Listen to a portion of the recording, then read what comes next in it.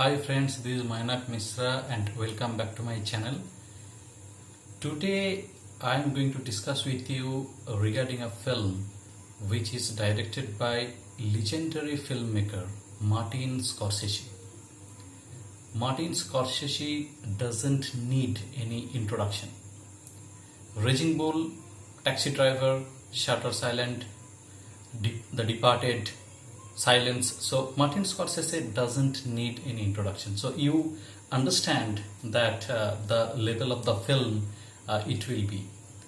The film is The Irishman, and the cast includes big names. These are also big names. The names that I am going to tell you, they themselves talk much more than that. Robert De Niro, Al Pacino, Joe Pesci, Harvey Keitel, these are the names. So when you see these names, so automatically audience's expectations, the viewers' expectations reach like the sky. So I'm going to tell you regarding The Irishman. So and for this film, Martin Scorsese, the filmmaker, used de-aging technology. So that's why the budget reached about $159 million, and this is the most expensive film in Scorsese's career. And also, this film is about 209 minutes. That means about 3.5 hours. But it doesn't get the shape of a television miniseries. This remains as a feature film.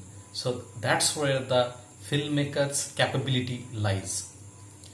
So let me tell you the story and also some analysis from my end. So this film is adaptation from the book I Heard You Paint Houses by Charles Brand. So this film is the story of the Irishman Frank Sheeran. So Frank Sheeran is Irish from his father's point, from his father's point of father's ancestry. Okay, so he is Irish, and from his mother's point of view, he is Swedish also. Okay, so as he is Irish from his father's ancestry, so he was called Frank the Irishman Sheeran. So that's why the film's name is also The Irishman. And paint houses, painting houses means this is a mob code which was used to mean that, killing people, murdering people. Okay, so that was a mob code which was used amongst the mobsters. Anyways, so Frank Sheeran, he is a World War II veteran. He fought in World War II. And then he started, when he retired from the army, he starts as a truck driver, mid-delivery truck driver. And then he was introduced to, he had one case he was case because he was doing a theft. He was selling off some of the shipments for his company. So he was sued, and he was sued by his previous employer, and then his case was dismissed by Bill Buffalino, lawyer. And Bill Buffalino introduces Frank Sheeran to his cousin brother, Russell Buffalino.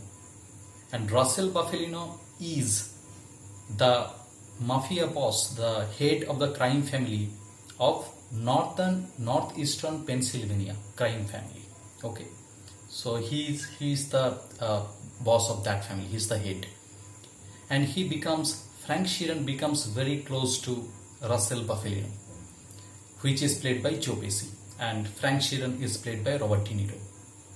And Russell Buffalino in turn introduces Frank Sheeran to Jimmy Hoffa, who is the charismatic leader of International Brotherhood of Teamsters. He's a president of that. And he is very charismatic leader. It is said about Jimmy Hoffa that Jimmy Hoffa in 1950s, he is as popular as Elvis Presley, and in 1960 he is as popular as the Beatles. So you can imagine the popularity of Jimmy Hoffa. So Frank Sheeran grows very closer to Jimmy Hoffa as well, and he becomes his chief bodyguard, almost like a family member. So he was a father figure to Frank Sheeran. So that is the relationship between Frank Sheeran, Jimmy Hoffa, and Russell Buffalino. Okay, and then in 1960, John F. Kennedy is elected as the President of the United States. And Jimmy Hoffa doesn't have a good rapport and relationship with John F. Kennedy.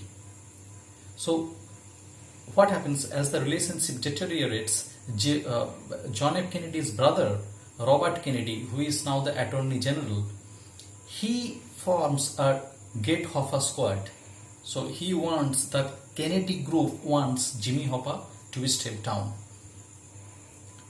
And then in 1964, Jimmy Hoffa is arrested on the charge of jury tampering.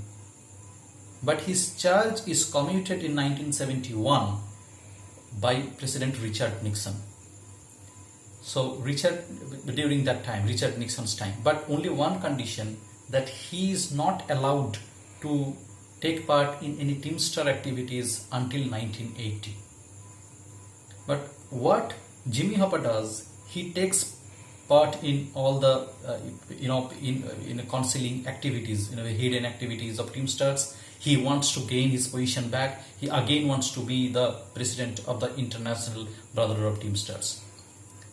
And he starts belittling the other mafia bosses as well as the other leaders of the Teamsters.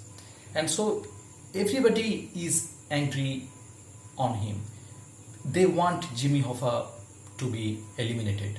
So in 1975, the mafia bosses and the leaders of Teamsters, everybody sits together and they approve Jimmy Hoffa's murder. And Frank Sheeran is chosen as the executioner to pull the trigger. And in one, when Russell Buffalino and Frank Sheeran go for to attend the wedding ceremony of Bill Buffalino's daughter, then Russell Buffalino informs Frank Sheeran about this decision. At that time, you have to see the face of Robert De Niro. The acting he has done, Jimmy Hoffa is like his brother, his family member, and when he hears that he has been chosen to murder Jimmy Hoffa, that time you have to see Robert De Niro's face. The face says it all. Fantastic acting. The restraint, the acting that these people have done, like Joe Pesci as Russell Buffalino, Robert De Niro as Frank Sheeran, and Al Pacino as Jimmy Hoffa. Everybody is so brilliant, so structured, so so mature acting. In every place, every scene, you have to see that. And then Frank Sheeran goes to Detroit, and along with Chucky O'Brien and Sally Bugs, Frank Sheeran drives Jimmy Hoffa to Detroit in one suburban house. And then Sally Bugs and Chucky O'Brien, they drive off. He was framed. Jimmy Hoffa is framed that there's a meeting with Anthony Provenzano, who is also called Tony Pro, and Anthony Giacalone, who is also called Tony Jack. So he is framed that there is a meeting with them. But when Jimmy Hoffa enters the house in Detroit, he understands that he has been framed, he has been set up. So he just turns around, and that time Frank Sheeran shoots him twice on his head, and then his body is cremated. So this is the story. But Martin Scorsese is not simply interested for a mobster movie. This movie is philosophical movie. This movie is not simply a mobster or a gangster film like The Goodfellas. This film is much more than that. That's why when the film starts, it starts in a nursing home where Frank Sheeran, he he thinks about his condition now, and he seeks redemption because the crime that he has committed, the mistakes that he has done, this is the time at old age to seek redemption. And this redemption and confession are the main theme of this film. You have to see the time that a person, in our lives also, in lives, people generally seek for redemption when they understand the mistakes and crime that they have committed at the end. In one phase they may not understand that, but at some point of time definitely they understand the mistakes. So what I feel that Martin Scorsese is more interested to show a film about redemption and confession rather than a gangster film. And this is a brilliant acting that I discussed just now, that very structured, restrained acting from Joe Pesci and Robert De Niro. Very method. Al Pacino is method actor, and in any scene he is in, he dominates that scene. Brilliant acting. Harvey Keitel and Ray Romano. Harvey Keitel as Angelo Bruno and Ray Romano as Bill Buffalino do justice to their role. Very good acting, very good acting. So all the cast, they perform very brilliantly throughout the film. Okay, and there is a people were saying that the women presence is less. Yes, I agree that, but as Peggy Sheeran, in younger version Lucy Galina, and in older version Anna Paquin, they did a brilliant job.